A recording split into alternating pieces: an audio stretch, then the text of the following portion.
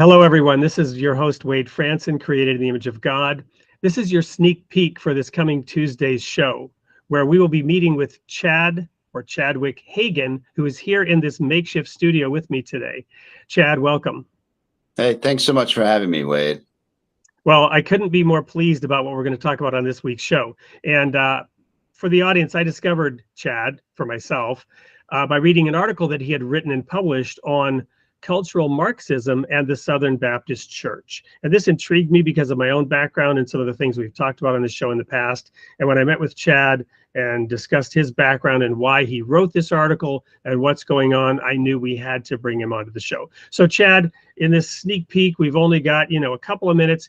What can the audience expect to hear from you on the intersection of cultural Marxism and the Southern Baptist Church?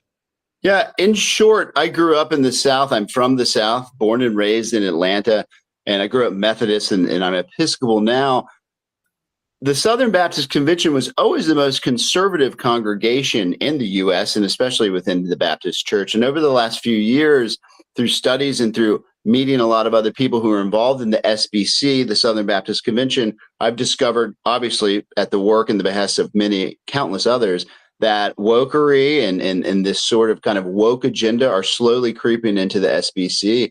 I think it's about as obvious as you can get with how successful Marxism, cultural Marxism has been in America.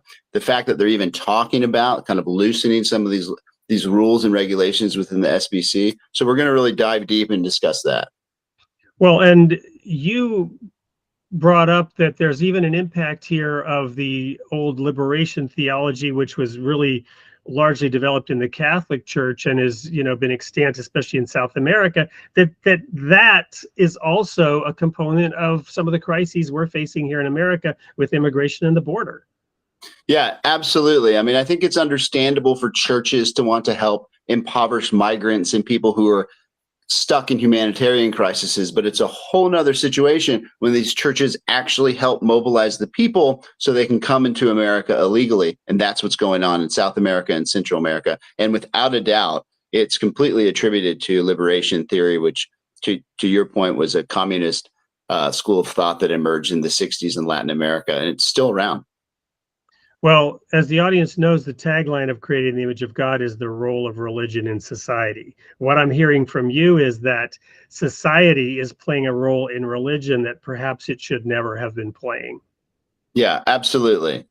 I mean, especially here in the Western world, especially in America, Christian religion is a foundation. It's a cornerstone of our society, of our civilization. And the fact that society is now, these new kind of fads within society are starting to chip away at those foundations is just a huge reason to be concerned. And we've got to mobilize and fight back against it as best we can. Well, there you have it. Certainly enough to whet your appetite for episode 89 of Created in the Image of God. After all these months and even more than a year, we're really digging into now the crux of what this show is about, the interplay between society and religion and what we should be doing about it. You don't want to miss this episode, the first of what I hope will be many appearances of Chad Hagan, 8 p.m. Central Time, Tuesday night. Don't miss it. We look forward to seeing you there.